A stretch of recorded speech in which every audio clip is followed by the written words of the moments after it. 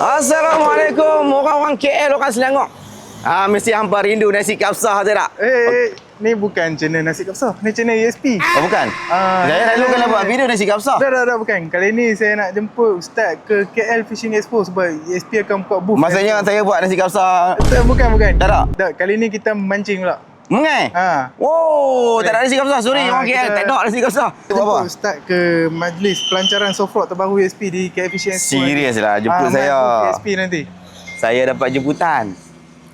Bila nak buat ni? 6 dengan 7 Jun ni dekat Taman Tasik Metropolitan 2 hari. Kepung, KL. 2 hari event tu, tapi yang main kita akan launching soft rock baru pada 6 Jun. Soft rock baru lagi? Soft rock baru. Apa dia yang special kan? Special tak hebat je lah.